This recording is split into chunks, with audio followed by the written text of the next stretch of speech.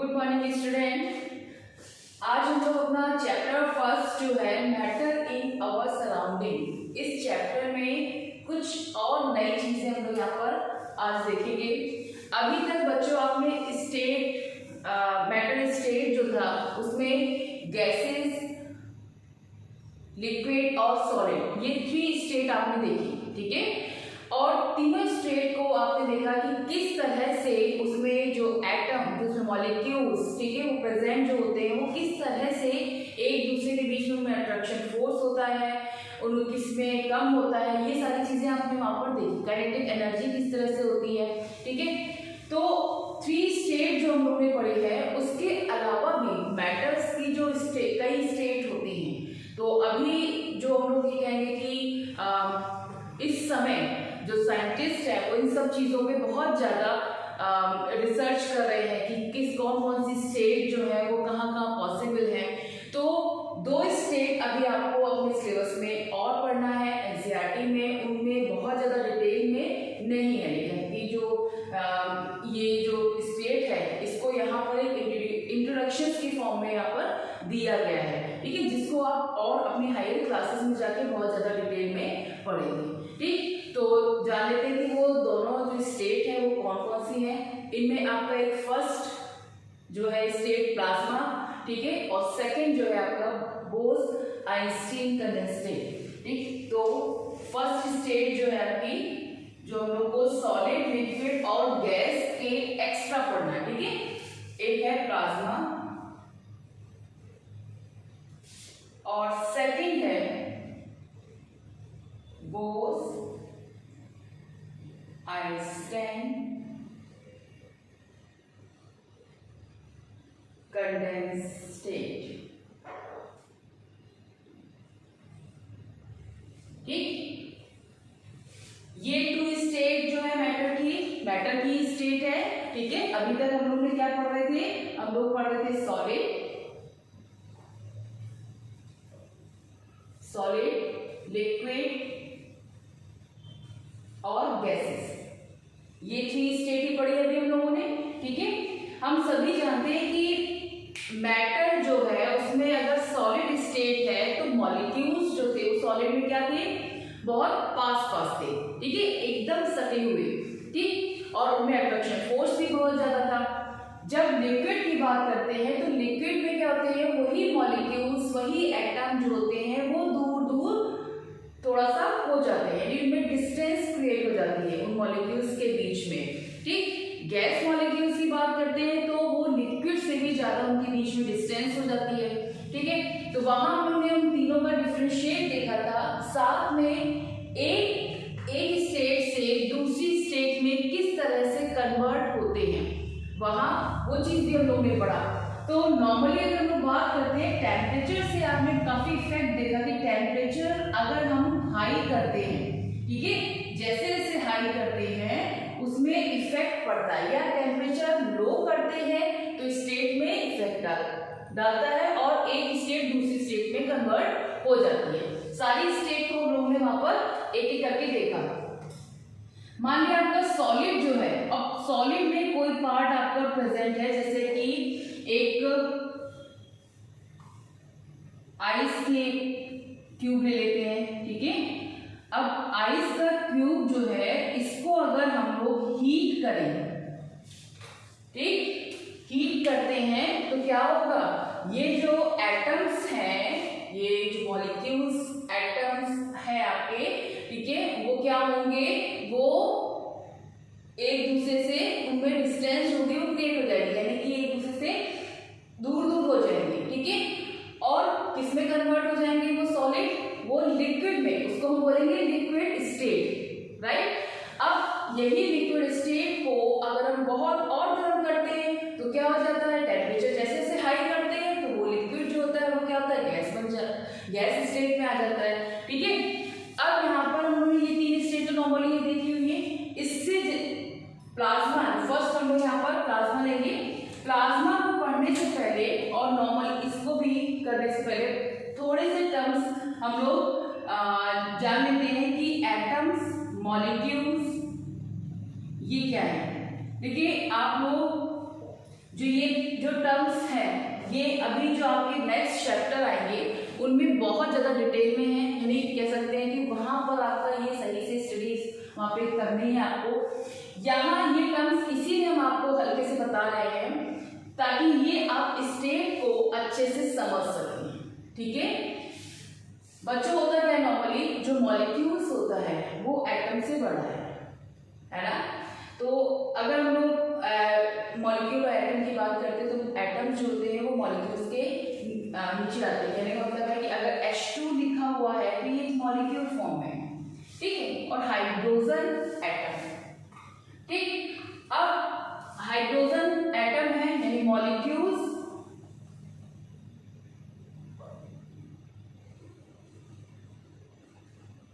से भी छोटा है क्या है एटम, और एटम से भी छोटे आपके इलेक्ट्रॉन, प्रोटॉन और न्यूट्रॉन होते हैं, ठीक है। इनको सबको आप आगे के चैप्टर्स में पढ़ेंगे एक करके, ठीक। इतना भी अपने आप में जान लें कि ये जो पार्ट है, ये पार्टिकल्स जो है वो एटम से भी छोटे होते हैं। एटम से बड़ा क्या है मॉलिक्यूल्स है, ठीक है। इस पे इलेक्ट्रॉन पर ये नेगेटिव चार्ज और प्रोटॉन पर पॉजिटिव और ये न्यूट्रल, ठीक है, ये चार्ज होते हैं। बहुत ज्यादा चार्ज अभी भी डिटेल में नहीं जाना है, ठीक है। अब यहाँ पे देखिएगा कि अगर हम किसी सॉलिड को जब गर्म करते हैं, ठीक है, तो वो लिक्विड में चेंज हुआ, लिक्विड वाला जो था उसको और ज्यादा टेम्परेचर दिया हमने तो वो गैस में चेंज हो गया, ठीक है। अब जो गैस पार्टिकल, जो आपके गैस पार्टिकल हैं, जो गैस एटम है, जो मॉलिक्यूल्स हैं, ठीक है, तो अगर हम उनको और ज्यादा गर्म करें, मतलब गैस की स्टेट आपने बोला, गैस की स्टेट का मतलब वेपर्स की फॉर्म में जो चला गया वो गैसेस स्टेट है, ठीक है। अब उसको आपने क्या किया और ज्यादा गर्म करना शुरू किया, यानी टेम्परेचर जो था वो और हाई कर दिया। एक नॉर्मल सी बात करें लोग कि वाटर जो है उसका टेम्परेचर 100 पे मिला था, बॉइलिंग पॉइंट था, वहां पर वो वेपर्स जो था उसमें आने लगता है। अगर उसी को और बढ़ा दे, 1000 में जाके कर दे, ठीक है, यानी उसका जो टेम्परेचर है वो कई हजार डिग्री सेल्सियस में उसका टेम्परेचर अगर हम करते हैं तो उस स्टेट में क्या होता है, उसके अंदर जो एटम प्रेजेंट है, यानी कोई भी स्टेट है उसके अंदर जो एटम प्रेजेंट है, कौन सी स्टेट है अभी गैसेस स्टेट, ठीक है। क्यों? क्योंकि सॉलिड को हमने टेम्परेचर दिया, वो किस में चेंज हुआ लिक्विड में, लिक्विड को हमने टेम्परेचर दिया किसमें चेंज हुआ गैसेस में। अब गैसेस में हमने और हाईली टेम्परेचर जब देना शुरू करेंगे तो जो उसके अंदर एटम जो होते हैं वो क्या होते हैं, वो आयोनाइज्ड हो जाते हैं, ठीक है। आयोनाइज्ड हो जाते हैं मतलब वो अपने इलेक्ट्रॉन्स को, एटम किससे बना है इलेक्ट्रॉन, प्रोटॉन और न्यूट्रॉन, ठीक है, तो वो अपने इलेक्ट्रॉन को एमिट करने लगता है, और जब वो एमिट करता है तो वहां पर जो आयंस होते हैं वो क्रिएट होने लगते हैं, कैटायन हो जाता है वहां पर। देखिए एक चीज ध्यान रखिएगा कि जो इलेक्ट्रॉन्स होते हैं, या 4th चैप्टर में इसके जो लास्ट चैप्टर है उसमें आप पढ़ेंगे, तो वहां पर इलेक्ट्रॉन्स में जब एनर्जी ज्यादा, सॉरी एटम में जब एनर्जी ज्यादा मिलती है तो वो अब जो इलेक्ट्रॉन्स होते हैं उसकी शेल में वो बाहर एमिट होते हैं, ठीक है।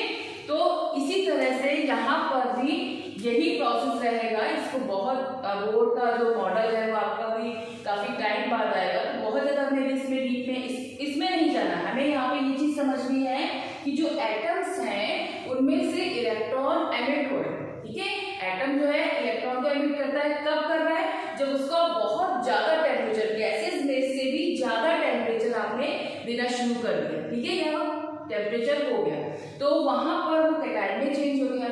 अब उस जगह, यानी अगर मान लिया ये बीकर है, इसमें आपने सॉलिड रखा था, वो लिक्विड में चेंज हुआ, फिर वो गैस में चेंज हुआ और उसमें और ज्यादा टेम्परेचर दिया, तो वो क्या हुआ, वहां पर जो इलेक्ट्रॉन्स एटम्स थे वो इलेक्ट्रॉन को क्या किया, उन्होंने एमिट करना शुरू कर दिया, तो वहां पर क्या हुआ, कैटायंस जो थे वो डेवलप हो गए। अब यहाँ पर एटम्स जो है वो आपके न्यूट्रल फॉर्म में, फ्री इलेक्ट्रॉन, क्योंकि इलेक्ट्रॉन निकल से जा रहे हैं, ठीक है, और कैटायन, तो ये यहाँ पर मिला, यानी जो फ्री इलेक्ट्रॉन्स और जो आयंस हैं उनका जो मिक्सचर है उसी को हम लोग प्लाज्मा स्टेट कहते हैं।